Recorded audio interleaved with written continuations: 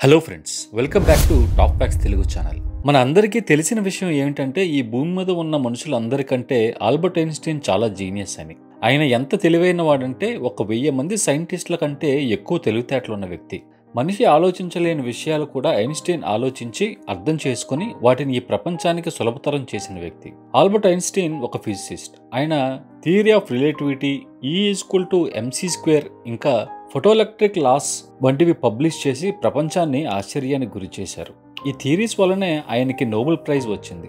ఆయనకున్న extraordinary thinking and understanding power వలన ఆయన బ్రెయిన్ మామూలు మనుషులకు ఉండే బ్రెయిన్ కన్నా ఒక స్పెషల్ బ్రెయిన్ అని అందరూ నమ్ముతారు. దీని గురించి ఐన్స్టీన్ కి కూడా తెలుసు. అందుకే ఆయన చనిపోయిన తర్వాత తన శరీరంపై మెయిన్ గా బ్రెయిన్ మీద ఎటువంటి రీసెర్చ్లు చేయవద్దని చెప్పారు. తను చనిపోయాక తన శరీరాన్ని పోడ్చకుండా కాల్చేయమని ఇన్స్ట్రక్షన్స్ కూడా ఇచ్చారు. కానీ తను అనుకున్నది జరగలేదు. ఏప్రిల్ 13, 1955లో ఐన్స్టీన్ ప్రిన్స్టన్ హాస్పిటల్లో చనిపోయాక అటాస్పీ కోసం వచ్చిన డాక్టర్ ఎవరికీ తెలియకుండా ఐన్స్టీన్ బ్రెయిన్ ని తీసేశాడు. ఎందుకంటే ప్రపంచంలోనే తెలివైన ఐన్స్టీన్ బ్రెయిన్ ను ఏముందో తెలుసుకోవాలన్న ఆసక్తి ఆ డాక్టర్తో ఆ పని చేపించింది. ఐన్స్టీన్ బ్రెయిన్ ని దొంగతనం చేసిన డాక్టర్ పేరు డాక్టర్ థామస్ హార్వీ. ఆయనకి ఈ పని చేసినందుకు ఎదురయ్యే కష్టాలు తెలిసినప్పటికీ ఆ స్పెషల్ బ్రెయిన్ లో ఏముంది అని తెలుసుకోవాలనే కుతూహలం ఎక్కువగా ఉంది. కొన్ని రోజుల తర్వాత ప్రిన్స్టన్ హాస్పిటల్ వారికి ఈ విషయం తెలిసి ఆ డాక్టర్ని ఉద్యోగం నుండి తీసేశారు. కానీ ఆ డాక్టర్ ఆల్బర్ట్ ఐన్స్టీన్ కుమారుడు హన్స్ ఆల్బర్ట్ ని ఒప్పించి ఆ బ్రెయిన్ మీద ఎక్స్పెరిమెంట్ చేయడానికి పర్మిషన్ తీసుకున్నాడు. అక్కడి నుండి డాక్టర్ హార్వీ తన ప్రయోగాలు మొదలుపెట్టాడు. డాక్టర్ హార్వీ ఒక ప్యాథాలజిస్ట్ అవటం వలన ఆయనకి పోస్ట్ మార్టం చేయటం తెలుసు. అందుకనే ఈ బ్రెయిన్ మీద రీసెర్చ్ చేయగలను అని నమ్మేవాడు. కానీ డాక్టర్ హార్వీ ప్రిన్స్టన్ హాస్పిటల్లో తన ఉద్యోగం కోల్పోవడమే కాకుండా తన ప్యాథాలజిస్ట్ హోదా కూడా కోల్పోయాడు. దాంతో డాక్టర్ హార్వీ ప్రిజర్వ్ చేయబడ్డ ఐన్స్టీన్ బ్రెయిన్ ని అమెరికాలోని ఫిలదెల్ఫియాకు తీసుకువెళ్ళాడు. అక్కడ ఆ బ్రెయిన్ ని కొన్ని ఫోటోలు తీసి తరువాత చిన్న చిన్న ముక్కలుగా కట్ చేసి మొత్తం 240 భాగాలు చేశాడు.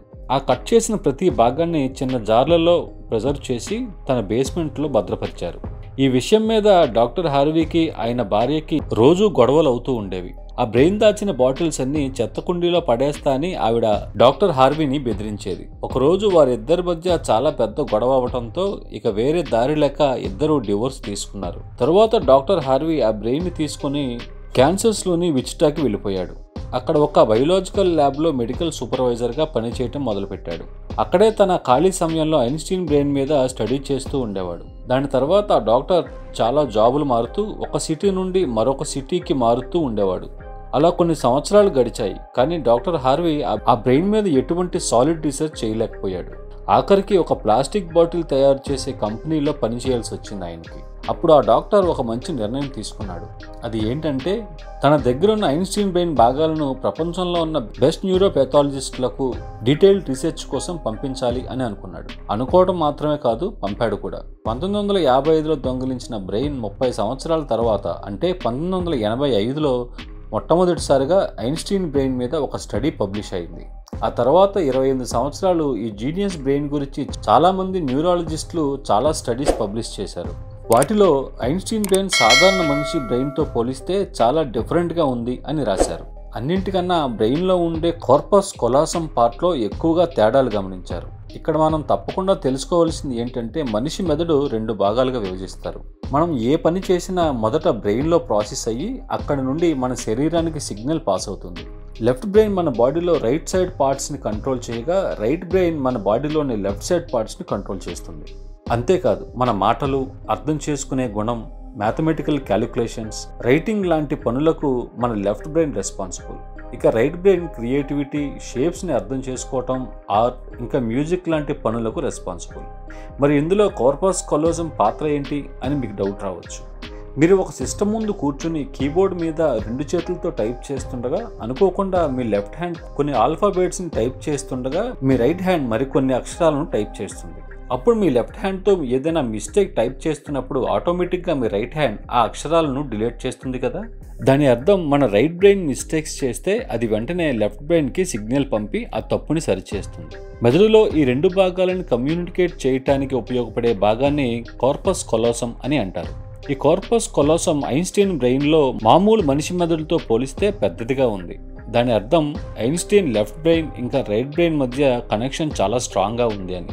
అందుకనే ఒకటే సమయంలో చాలా రకాల కాంప్లెక్స్ ప్రాబ్లమ్స్ ఇంకా సిచ్యువేషన్స్ని ఇమాజిన్ చేసుకోగలిగారు. ఐన్స్టీన్ బ్రెయిన్లో కార్పస్ కొలోసం పెద్దదిగా ఉండటం మాత్రమే కాదు, ఆయన మెదడు యొక్క ప్యాటర్న్ మిగిలిన వాళ్ళ ప్యాటర్న్స్తో పోలిస్తే చాలా భిన్నంగా ఉంది.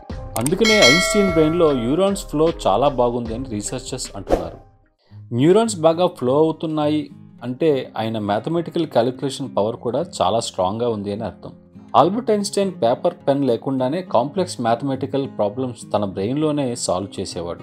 న్యూరాన్స్ ఎక్కువగా ఉండటం వల్ల మరొక ఉపయోగం కూడా రీసెర్చ్ పేపర్స్లో రాశారు. ఐన్స్టీన్ బ్రెయిన్ బరువును చూసినప్పుడు అది 1230 గ్రాములు ఉంది. సాధారణంగా మనిషి మెదడు 1400 గ్రాములు ఉంటుంది.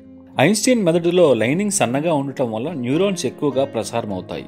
కానీ అన్నింటికన్నా పెద్ద ప్రశ్న, ఐన్స్టీన్ పుట్టినప్పుడు స్పెషల్ బ్రెయిన్తో పుట్టాడా లేక పెరుగుతూ ఉండగా డెవలప్ అయిందా? రీసెర్చ్లో తేలింది ఏంటంటే ఆల్బర్ట్ ఐన్స్టీన్ పుట్టినప్పటి నుండి 5 ఏళ్ల వయసు వచ్చేదాకా మాట్లాడలేకపోయేవాడు.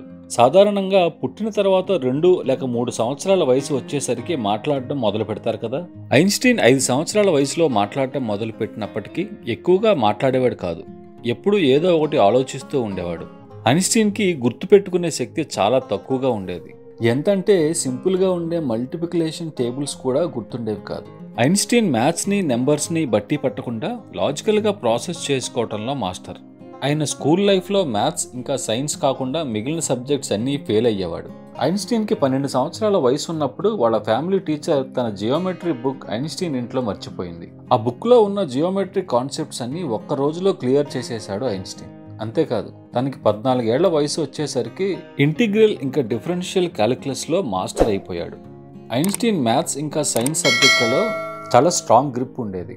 ఎంతంటే క్లాస్ రూమ్లో తను అడిగే ప్రశ్నలకు అక్కడి ప్రొఫెసర్స్ భయపడిపోయేవారు. చిన్నప్పటి నుండే ఈ యూనివర్స్ లాస్ని ఒక చిన్న ఈక్వేషన్లో బంధించాలి అని అనుకునేవాడు ఐన్స్టీన్. అదే ఆయన లైఫ్ మిషన్ అయ్యింది. 25 సంవత్సరాలు వచ్చేసరికి 4 రీసెర్చ్ పేపర్స్ పబ్లిష్ చేసి ప్రపంచాన్ని షాక్కి గురి చేశాడు. దీనివల్లనే ఆయనకి పిహెచ్డి ఇంకా హ్యుమానిటీ కోసం ఆయన చేసిన సేవలకు నోబెల్ ప్రైజ్ను కూడా బహూకరించారు. ఐన్స్టీన్ థీసెస్ లేకుండా సైన్స్ అనే పదం ఎప్పటికీ కంప్లీట్ అవ్వదు. చాలా మంది డాక్టర్లు, సైంటిస్టులు ఐన్స్టీన్ యొక్క బ్రెయిన్ ఆయన పుట్టిన తర్వాత అలా డెవలప్ అయ్యింది అని అంటున్నారు. దానికి అతిపెద్ద కారణం ఐన్స్టీన్ తన ప్రశ్నలకు జవాబు దొరకనప్పుడు తన బ్రెయిన్లోనే ఆ జవాబును వెతుకుతూ ఉండేవాడు. చిన్న వయసు నుండే అలా చేయటం వల్ల ఆయన బ్రెయిన్ దానికి అనుగుణంగా అలా డెవలప్ అయింది. ఇప్పటి ఆల్బర్ట్ ఐన్స్టీన్ బ్రెయిన్ అమెరికాలోని ద మటర్ మ్యూజియంలో ఉంది. వాటిని మైక్రోస్కోపిక్ స్లైడ్స్లో ప్రిజర్వ్ చేసి ఉంచారు. ఈ వీడియో మీకు నచ్చిందని అనుకుంటున్నాను. నచ్చితే వీడియోని లైక్ చేసి షేర్ చేయండి. ఛానల్ని సబ్స్క్రైబ్ చేయటం మాత్రం మర్చిపోవద్దు. Thanks for watching.